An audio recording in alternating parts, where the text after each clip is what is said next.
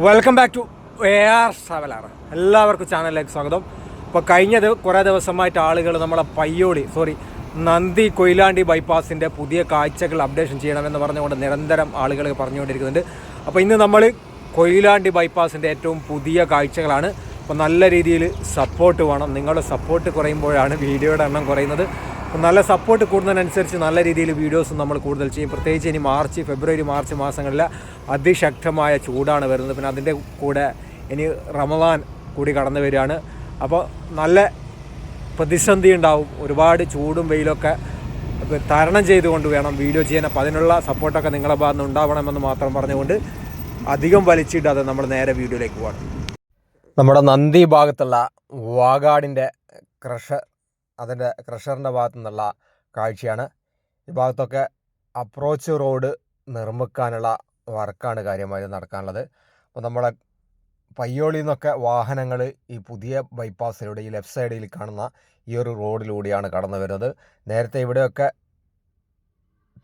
വാഗാടിൻ്റെ ടോറസും മറ്റു പണികളൊന്നും നടക്കാതെ കിടക്കുന്ന ഒരു പ്രദേശമായിരുന്നു. ഇങ്ങോട്ടേക്ക് പ്രവേശനം പോലും ഇല്ലായിരുന്നു. അപ്പോൾ അതിനുശേഷം ഇപ്പോൾ നമ്മൾ നന്ദിയിലെ ആ ഒരു ഫ്ലൈ ഓവറിൻ്റെ അപ്രോച്ച് റോഡ് നിർമ്മിച്ചുകൊണ്ടിരിക്കുകയാണ്.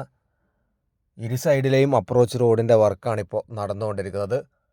നന്ദി ഭാഗത്ത് നമ്മളെ നിലവിലുള്ള ദേശീയപാതയുടെ ആ ഒരു ഭാഗത്ത് അപ്രോച്ച് റോഡിൻ്റെ ഭാഗത്ത് മണ്ണടിച്ച് ഉയർത്തിയ ഒരു കാഴ്ചയാണ്. ഏതാണ്ട് ഒരു ലെവലിൽ മണ്ണടിച്ച് ഉയർത്തി കഴിഞ്ഞിട്ടുണ്ട്.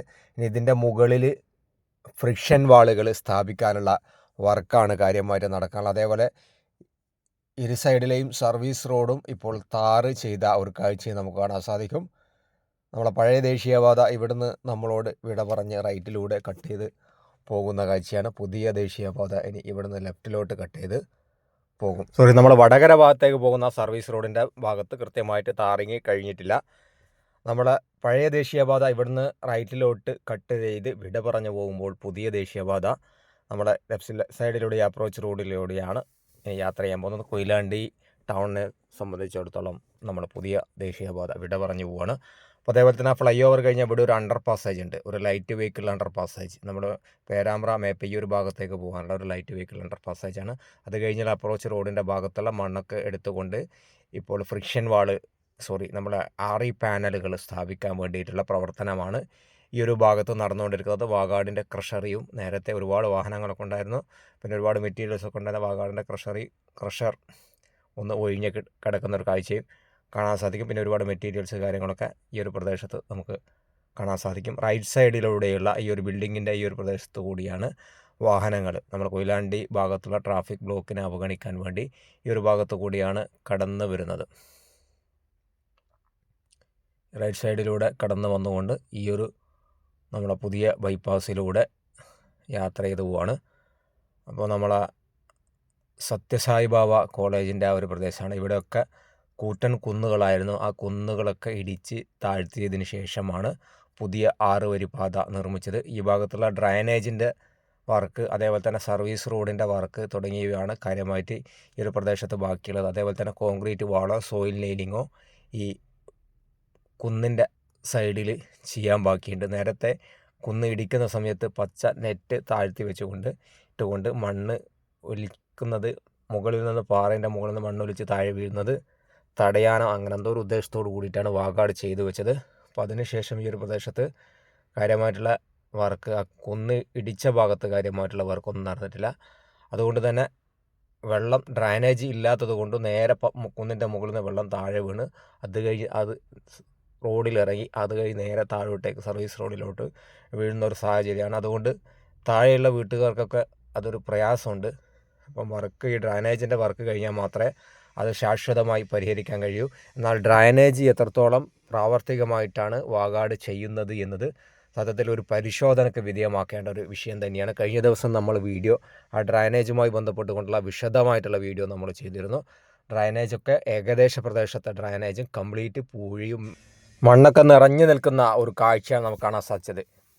അപ്പോൾ ഡ്രൈനേജ് മീറ്ററുകളോളം കണ്ടിന്യൂസ് ആയിട്ട് സ്ലാബ് കോൺക്രീറ്റ് ചെയ്തതാണ്. സ്ലാബ് ഇട്ട് ഓരോ പീസ് മൂടിയല്ലോ, അതിനിടയിൽ ചില ഗ്യാപ്പുകൾ ഇട്ടുണ്ട് എന്നതിനപ്പുറത്ത് മീറ്ററോളം വരുന്ന 100-200 മീറ്റർ അല്ല 100-500 മീറ്റർ വരുന്നതിന് ശേഷമാണ് ഓരോ സ്ലാബ് നമുക്ക് ഏകദേശം മീറ്ററാണ് പറഞ്ഞത് കാണാൻ സാധിക്കുക. അപ്പോൾ അതിനടിയിൽ നമ്മൾ ഇത്രയും മെറ്റൽ വേസ്റ്റുകൾ, മണ്ണ്, പൂഴിയൊക്കെ നീക്കം ചെയ്യുക എന്ന് പറഞ്ഞാൽ പ്രാവർത്തികമല്ല. അതേപോലെ തന്നെ ഡ്രൈനേജിൻ്റെ ഹൈറ്റും വളരെ കുറഞ്ഞ ഒരു കാഴ്ച തന്നെയാണ് നമുക്ക് പലയിടത്തും കാണാൻ സാധിച്ചത്. അപ്പോൾ എന്തുകൊണ്ട് വാഗാട് അങ്ങനെ ചെയ്തു വെച്ചു? അതേപോലെ NHI ഉൾപ്പെടെയുള്ള ആളുകൾ അത് കൃത്യമായിട്ട് മോണിറ്റർ ചെയ്യാത്തത് എന്തുകൊണ്ട്? അങ്ങനെ തന്നെയാണോ DPRനകത്തുള്ളത്? ഇത് ശാസ്ത്രീയമായ, കാരണം നമ്മുടെ കേരളത്തിലെ കാലാവസ്ഥയെ സംബന്ധിച്ചിടത്തോളം അതിശക്തമായ മഴ പെയ്യുന്ന കാലാവസ്ഥയാണ്. വെള്ളം നല്ല രീതിയിൽ ദേശീയപാതയിലൊക്കെ കെട്ടിക്കിടക്കുന്ന ഒരു സാഹചര്യമുണ്ട്. അപ്പോൾ അതിനെയൊക്കെ ഇല്ലായ്മ ചെയ്യണമെങ്കിൽ, അത്തരത്തിൽ വെള്ളക്കെട്ടുകളൊന്നും ഇല്ലാതെ നമ്മുടെ റോഡിന് സുരക്ഷിതത്വവും അത് നിർമ്മിക്കുന്ന റോഡുകൾ കുറേ കാലം ഈട് നിൽക്കണമെങ്കിൽ കൃത്യമായ ഡ്രൈനേജ് സിസ്റ്റം ഉണ്ടാവേണ്ടതുണ്ട്. വെള്ളം റോഡിൽ ഒരു തരി പോലും കെട്ടി നിൽക്കാതെ ഒഴുകിപ്പോകുന്ന ഒരു സാഹചര്യം ഉണ്ടാവേണ്ടതുണ്ട്. അത്തരത്തിലാണ് വാഗാട് നിർമ്മിച്ചത് എന്നുള്ള യാതൊരു അഭിപ്രായവും നമുക്കിത് കണ്ടപ്പോൾ തോന്നിയിട്ടില്ല. അത് കഴിഞ്ഞ് നമ്മളെ മൂടാടി ഭാഗത്തേക്ക് പോകുമ്പോഴുള്ള കാഴ്ചയാണ്. ദേശീയപാതയിൽ ടേണിങ്ങുകൾ കുറഞ്ഞ ഒരു പ്രദേശവും കൂടിയാണ് നമ്മളെ നന്ദി മുതൽ കൊയിലാണ്ടി വരെയുള്ള ദേശീയപാത. ഈ ഭാഗത്തൊക്കെ വയലുകളൊക്കെ നികത്തിക്കൊണ്ടാണ് പുതിയ ദേശീയപാത നിർമ്മിച്ചത്. അപ്പോൾ നമ്മുടെ ദേശീയപാത നിർമ്മിക്കുമ്പോൾ വയൽ നികത്തുന്നത് വലിയ കുഴപ്പമുള്ള സംഗതിയല്ല.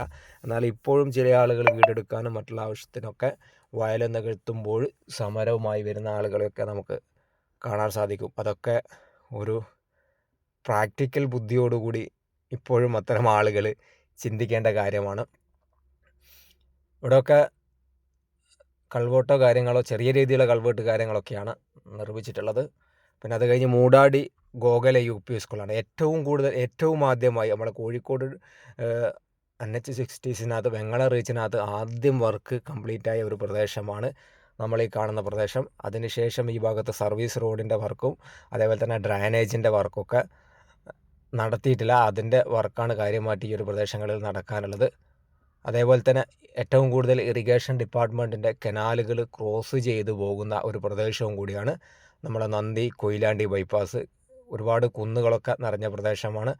അതേപോലെ സോയിൽ നെയിലിങ് ചെയ്തിട്ടും യാതൊരു കേടുപാടും സംഭവിക്കാതെ ഒരു കുഴപ്പമില്ലാതെ നിലനിന്ന് പോകുന്ന വാഗാടിൻ്റെ ഏക റീച്ച് എന്നും നമുക്ക് ഒരുപക്ഷെ പറയാൻ പറ്റിയ ഒരു പ്രദേശമാണ് മൂടാടി. ഈ ഒരു പ്രദേശം ഒന്ന് ഹൈറ്റ് കുറഞ്ഞ ഒരു പ്രദേശമാണ്. ഈ പാറയൊക്കെ ഇടിച്ചു പൊളിച്ചിട്ടുണ്ടെങ്കിലും ഇവിടെ കുറഞ്ഞ രീതിയിലാണ് കുന്നിടിച്ചത്. രണ്ട് ശക്തമായ നല്ല ഉറപ്പുള്ള മണ്ണിലാണ് സോയിൽ നെയിലിങ് ചെയ്തത് എന്നതാണ് ഈ ഒരു പ്രദേശത്തുള്ള സോയിൽ നെയിലിങ് ഈട് നിൽക്കാൻ ഒന്നും സംഭവിക്കാതെ മഴ ഇതൊക്കെ കഴിഞ്ഞിട്ടും വർഷങ്ങൾ ഇപ്പോൾ ഏകദേശം സോയിൽ നെയിലിങ് ചെയ്തിട്ട് വർഷങ്ങളായി ഒന്നും സംഭവിക്കാതിരിക്കാനുള്ള പ്രധാന കാരണം. പിന്നെ അതേപോലെ തന്നെ വർക്ക് കഴിഞ്ഞ പ്രദേശത്തൊക്കെ ഈ ഒരു പ്രദേശത്തൊക്കെ സർവീസ് റോഡിൻ്റെയും അതോടൊപ്പം തന്നെ സർവീസ് റോഡിനോട് ചേർന്നുള്ള ക്രാഷ് ബാരിയറും അതേപോലെ തന്നെ 6 വരിയോട് ചേർന്നുള്ള ക്രാഷ് ബാരിയറിൻ്റെ ഒക്കെ പെയിൻറ്റിങ് അല്ലെങ്കിൽ മാർക്കിങ് വർക്ക് കാര്യങ്ങളൊക്കെ കഴിഞ്ഞിട്ടുണ്ട്. ഇവിടെയും ഒരു ഇറിഗേഷൻ ഡിപ്പാർട്ട്മെൻറ്റിൻ്റെ കനാലുണ്ട്. ആ കനാല് ക്രോസ് ചെയ്യുന്ന പ്രദേശത്താണ് 3 വരി ടാർ ചെയ്തെടുത്ത് 3 വരി ഇങ്ങനെ കിടക്കുന്നത്. ഇത് പൈപ്പ് ഇട്ടിട്ടാണ് കനാല് ക്രോസ് ചെയ്ത് വലിയ പൈപ്പ് ഇട്ടതിന് ശേഷം അതിൻ്റെ 4 ഭാഗവും കോൺക്രീറ്റ് ചെയ്ത് അതിനെ കവർ ചെയ്തുകൊണ്ടാണ് ആ ഒരു പ്രദേശത്ത് വർക്ക് എടുത്തത്. നേരത്തെ വർക്ക് എടുക്കുന്ന സമയത്ത് അതിൻ്റെ വീഡിയോസൊക്കെ നമ്മൾ ചെയ്തിരുന്നു. അപ്പോൾ അത്തരത്തിൽ ഒരുപാട് ഇറിഗേഷൻ ഡിപ്പാർട്ട്മെൻറ്റിൻ്റെ കനാലുകൾ ക്രോസ് ചെയ്തു പോകുന്ന ഒരു പ്രദേശമാണ്. അതുകൊണ്ട് തന്നെ വാഗാടിനെ സംബന്ധിച്ചിടത്തോളം വലിയ വർക്ക് മാൻ പവർ ആവശ്യമുള്ള ഒരു പ്രദേശവും കൂടിയാണിത്. അപ്പോൾ ആ ഒരു മാൻ പവർ വാഗാടിന് കുറവായതുകൊണ്ടാണ് പലയിടത്തും വർക്ക് നടക്കുമ്പോൾ ചിലയിടത്തൊക്കെ ഉള്ള സ്റ്റാഫിനെ അല്ലെങ്കിൽ വർക്കേഴ്സിനെ എടുത്ത് ആ വർക്ക് നടക്കുന്ന പ്രദേശങ്ങളിലേക്ക് മാറ്റേണ്ടി വരുന്നതും, ചിലയിടത്ത് ഇപ്പം വടകര ഭാഗത്ത് വർക്ക് നടക്കുമ്പോൾ നന്ദിയിൽ നടക്കാതിരിക്കുക, അല്ലെങ്കിൽ നന്ദിയിൽ നടക്കുമ്പോൾ വടകരയിൽ നടക്കാതിരിക്കുക, ഇനി വടകരയിൽ നന്ദിയിൽ നടക്കുമ്പോൾ നമ്മളെ കുഞ്ഞിപ്പള്ളി ഭാഗത്ത് വർക്ക് സ്ലോ ആവുക തുടങ്ങിയ പ്രധാന കാരണം ലേബേഴ്സിൻ്റെ ലഭ്യതക്കുറവ് തന്നെയാണ്.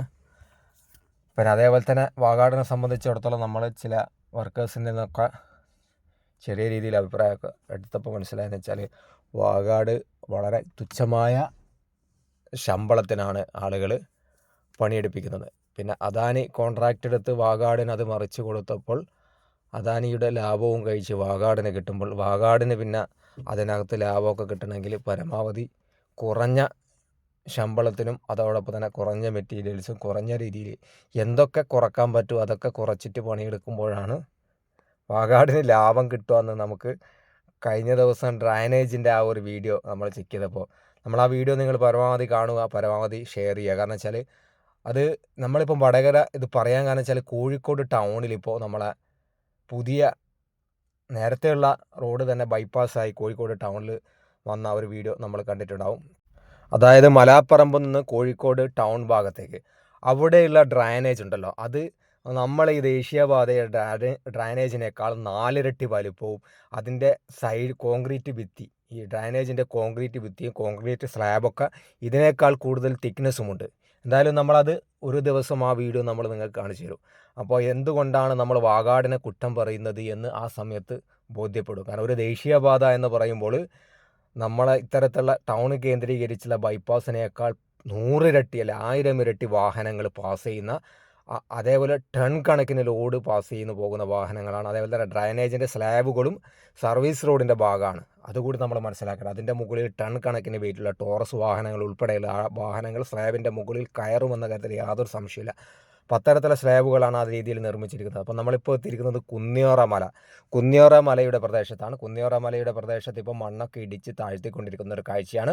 അപ്പോൾ നേരത്തെ സോയിൽ നെയിലിംഗ് ചെയ്ത പ്രദേശമൊക്കെ സോയിൽ നെയിലിംഗ് ഒഴിവാക്കി കോൺക്രീറ്റിങ് ചെയ്യാനുള്ള ഒരു പ്രവർത്തനമാണ്. സൈഡ് വാള് കോൺക്രീറ്റ് വാള് ആയി നിർമ്മിക്കാനുള്ള ഒരു പ്രവർത്തനമാണ് ഈ ഒരു പ്രദേശത്ത് നടന്നുകൊണ്ടിരിക്കുന്നത്. അതേപോലെ തന്നെ സർവീസ് റോഡും ഈ ഒരു പ്രദേശത്ത് നിർമ്മിക്കേണ്ടതുണ്ട്. എന്തായാലും ഈ മഴയ്ക്ക് മുന്നേ ഇത് കഴിയുമെന്ന് വാഗാട് ഈ ഒരു വർക്ക് തുടങ്ങിയിട്ട് 2 ആഴ്ച മാത്രമായിട്ടുള്ളൂ. അതുകൊണ്ട് തന്നെ ഈ ഒരു പ്രദേശത്തുള്ള സോയിൽ നെയിലിങ്ങിൻ്റെ വർക്കും അതോടൊപ്പം തന്നെ ഈ കുന്നിയോറ മലയോടുമായി ബന്ധപ്പെട്ടുകൊണ്ടുള്ള അപ്രോച്ച് റോഡിൻ്റെ വർക്കൊക്കെ ഒരുപക്ഷെ മഴയ്ക്ക് മുന്നേ വാഗാടിന് തീർക്കാൻ കഴിയും. എന്നാൽ കുന്നിയോറ മലയുമായി ബന്ധപ്പെട്ടുകൊണ്ടുള്ള ആ ഒരു പ്രദേശത്ത് കോൺക്രീറ്റ് വാള് വാഗാടിന് ഇപ്പോൾ തീർക്കാൻ കഴിയുമെന്ന് യാതൊരു പ്രതീക്ഷയില്ല. നമ്മൾ ദൂരെ നിന്ന് നോക്കുമ്പോഴാണ് കുന്നിയോറ മല എത്രത്തോളം ഹൈറ്റുള്ള പ്രദേശമാണ്, അതേപോലെ എത്രത്തോളം വലിയ കുന്നാണ് കട്ട് ചെയ്തുകൊണ്ട് താഴ്ത്തിയിട്ട് നമ്മൾ ദേശീയപാത നിർമ്മിച്ചത് എന്ന് നമുക്ക് വളരെ കൃത്യമായി മനസ്സിലാക്കാൻ സാധിക്കും. സത്യത്തിൽ ഈ അലൈൻമെൻറ്റ് ചെയ്യുന്ന സമയത്ത് തന്നെ ഇവിടെ സോയിൽ നെയിലിംഗ് പ്രാവർത്തികമല്ല. ഇത്രയും നമ്മൾ മനസ്സിലാക്കേണ്ടതെന്ന് വെച്ചാൽ ഇത്രയും കുന്ന് മഴക്കാലത്ത് വെള്ളം കുടിച്ച് നിൽക്കുമ്പോൾ ആ വെള്ളം കുടിച്ച് നിൽക്കുന്ന കുന്നിനെ താങ്ങി നിർത്താൻ കേവലം കമ്പികൾക്കും അതേപോലെ തന്നെ ഈ ഒരു സോയിൽ നെയിലിംഗ് എന്ന് പറയുന്ന സംവിധാനത്തിനും സാധിക്കില്ല എന്നുള്ള ഒരു പ്രാക്ടിക്കൽ ബുദ്ധി ഇവിടെ ഉപയോഗിക്കാത്തതാണ് സത്യത്തിൽ കുന്ന് ഇടിഞ്ഞ് വീഴാനുള്ള പ്രധാന കാരണം. കാരണം ഇത്രയും വലിയ കുന്ന് വെള്ളം കുടിച്ചു നിൽക്കുമ്പോൾ ഈ ഇടിഞ്ഞ ഭാഗത്ത് കട്ട് ചെയ്ത ഭാഗത്ത് സ്വാഭാവികമായി താഴോട്ടേക്ക് ചെരിയുന്നൊരു സാഹചര്യം ഉണ്ടാവും. ആ ചെരിയുന്നൊരു സാഹചര്യമാണ് ഇവിടെ ഉണ്ടായതും അതേപോലെ തന്നെ പൊളിഞ്ഞു വീഴാനുള്ള പ്രധാന കാരണമായതും. അപ്പോൾ അതാണ് നമ്മളെ കുന്നിയോറ മലയുടെ കാഴ്ച. അപ്പോൾ ഈ മഴക്കാലത്തും ആളുകൾക്ക് അവിടെയുള്ള കുടുംബങ്ങൾക്ക് മാറി താമസിക്കേണ്ട ഒരു സാഹചര്യം തന്നെയാണ് ഉണ്ടാവുക എന്ന കാര്യത്തിൽ യാതൊരു സംശയവുമില്ല. അപ്പോൾ നമ്മൾ പറയേണ്ടതൊക്കെ വളരെ കൃത്യമായി പറഞ്ഞു പോകുന്നു എന്നതിനപ്പുറത്ത് നെഗറ്റീവ്സ് അല്ല, നമ്മൾ നെഗറ്റീവ്സും പോസിറ്റീവ്സും കാര്യങ്ങളൊക്കെ ഒരേ സമയം ചർച്ച ചെയ്യേണ്ടതുകൊണ്ടാണ് നമ്മൾ ഈ കാര്യങ്ങളോട് പറയുന്നത്. കാരണം മഴ വന്നു കഴിഞ്ഞാൽ വീണ്ടും സമരം ഉണ്ടാവും, അതേപോലെ തന്നെ ആളുകൾക്ക് മാറി താമസിക്കാനുള്ള ഒരു സാഹചര്യം ഉണ്ടാക്കേണ്ടി വരും. അപ്പോൾ അതൊക്കെ മുൻകൂട്ടി ഇപ്പോഴേ കണ്ടുകൊണ്ട് അധികൃതർ അതിനുള്ള സംവിധാനം ചെയ്തു കഴിഞ്ഞാൽ ഈ മഴക്കാലത്തെങ്കിലും അവനവൻ്റെ വീട്ടിൽ അവനവന് കിടന്നുറങ്ങാനുള്ള ഒരു സാഹചര്യം അറ്റ്ലീസ്റ്റ് കുന്നിയോറ മലയുടെ പ്രദേശത്തുള്ള ആളുകൾക്ക് ഉണ്ടാവും എന്ന് ജസ്റ്റ് ഓർമ്മപ്പെടുത്തുകയാണ്. അത് ബന്ധപ്പെട്ട മന്ത്രിമാരും അതേപോലെ MLA ഒക്കെ അവരുടെ കാര്യത്തിൽ, കാരണം പലതവണ നമ്മൾ കാണുമ്പോൾ നമ്മൾ ഈ വീഡിയോ എടുക്കാൻ വേണ്ടി ഈ ഒരു പ്രദേശത്തൂടെ കടന്നു പോകുമ്പോൾ ഞങ്ങളെ കാര്യം ഒന്ന് സൂചിപ്പിക്കണം എന്ന് പറഞ്ഞുകൊണ്ട് ഞങ്ങൾ പ്രയാസത്തിലാണ്, ഞങ്ങൾ സ്വന്തം വീട്ടിൽ കിടന്നുറങ്ങാൻ പറ്റുന്ന ഒരു കല്യാണം അല്ലെങ്കിൽ മറ്റ് ഒരു വീട്ടിൽ കൂടുതൽ അല്ലെങ്കിൽ വേറെന്തെങ്കിലുമൊക്കെ ഉണ്ടായിരുന്നാലും സ്വന്തം വീട്ടിൽ പോലും നടത്താൻ പറ്റാത്ത ഒരു സാഹചര്യമാണ്, സ്കൂളുകളിൽ കിടന്നുറങ്ങേണ്ട ഒരു സാഹചര്യമാണ് കഴിഞ്ഞ കുറേ ആയിട്ട് ഞങ്ങൾ അനുഭവിക്കുന്നത് എന്ന് പ്രയാസം പറയുന്ന പ്രായമുള്ള ആളുകളൊക്കെ ഉണ്ട്. അപ്പോൾ അവരെയൊക്കെ മുഖവിലേക്ക് എടുത്തുകൊണ്ടാണ് സത്യത്തിൽ നമ്മൾ ഈ ഒരു അഭിപ്രായം നിങ്ങളുമായി പങ്കുവച്ചത്. അപ്പോൾ ആ കുന്നിയോറ മല കഴിഞ്ഞ് കഴിഞ്ഞാൽ ഇപ്പം നമ്മളെ ചെങ്ങോട്ടുകാവ് വരെയുള്ള പ്രദേശം, കുന്നിയോറ മലയും അതിൻ്റെ കുറച്ചുകൂടി മുന്നോട്ടുള്ള പ്രദേശം കൂടി കഴിഞ്ഞ് കഴിഞ്ഞാൽ പിന്നെ ചെങ്ങോട്ടുകാവ് വരെയുള്ള പ്രദേശം 6 വരെയും പൂർണ്ണമായും താരയും കഴിഞ്ഞതാണ്. സർവീസ് റോഡിൻ്റെ വർക്ക് കഴിഞ്ഞതാണ്. പലയിടത്തും ഡ്രൈനേജിൻ്റെ വർക്ക് കഴിഞ്ഞു. അതേപോലെ തന്നെ ക്രാഷ് ബാരിയറിൻ്റെ പെയിൻറ്റിങ് വർക്ക് കാര്യങ്ങളെല്ലാം പൂർത്തിയായതാണ്. ഇനി ഈ ഭാഗത്ത് ട്രാക്ക് മാർക്ക് ചെയ്യാനുള്ള കാര്യമായിട്ടുള്ള വർക്കാണ് നടക്കാനുള്ളത്. അപ്പോൾ ഇതിലെയൊക്കെ വാഹനങ്ങൾക്കൊക്കെ ഇരു സൈഡിലൂടെയും വലിയ വാഹനങ്ങൾക്കും ചെറിയ വാഹനങ്ങൾക്കൊക്കെ നിലവിൽ പാസ് ചെയ്തു പോകാനുള്ള ഒരു സാഹചര്യമുണ്ട്. ഇവിടെ എൻട്രി എക്സിറ്റ് കാര്യങ്ങളൊക്കെ വരുന്നുണ്ട്. അപ്പോൾ നമ്മളെ കോമത്ത് കര എന്ന് പറയുന്ന ഒരു പ്രദേശമാണ്, ബാലുശ്ശേരി ഭാഗത്തൊക്കെ പോകുന്ന കോമത്ത് കര പറയുന്ന ഒരു പ്രദേശമാണ്. ഇവിടെ ഒരു ഓവർ പാസേജിൻ്റെ വർക്കൊക്കെ പൂർണ്ണമായും കഴിഞ്ഞതാണ്. പിന്നെ ഇവിടെ ഒരു ഇലക്ട്രിക് ലൈനുകളാണുള്ളത് കുറച്ച് താഴ്ന്നിട്ടുള്ള. ആ ഇലക്ട്രിക് ലൈനുകൾ ഒന്നുകൂടി ഉയർത്തി വലിച്ചു കെട്ടേണ്ട ഒരു സാഹചര്യം ഇവിടെ ഉണ്ട്. അപ്പോൾ ഇതാണ് ഇവിടെ കോൺക്രീറ്റ് വാളൊക്കെ നേരത്തെ നിർമ്മിക്കുന്നുണ്ടായിരുന്ന ആ കോൺക്രീറ്റ് വാളിൻ്റെ നിർമ്മാണമൊക്കെ കഴിഞ്ഞു. ഈ ഒരു ഭാഗത്ത് സർവീസ് റോഡിൻ്റെ വർക്കാണ് കാര്യമായിട്ട് നടക്കാനുള്ളത്. അപ്പോൾ മണ്ണൊക്കെ അടിച്ച് കഴിഞ്ഞിട്ടുണ്ട്. ഇനി സർവീസ് റോഡിൻ്റെ വർക്കും ഉടൻ തന്നെ കഴിയുമെന്ന് നമ്മൾ പ്രതീക്ഷിക്കുന്നു. അപ്പോൾ ഇവിടെ നിന്ന് അങ്ങോട്ട് നമ്മൾ നോക്കുകയാണെങ്കിൽ കാര്യമായിട്ടുള്ള അപ്ഡേറ്റ്സ് ഇല്ല. കാരണം കുറേ നേരത്തെ വർക്ക് കഴിഞ്ഞതാണ്.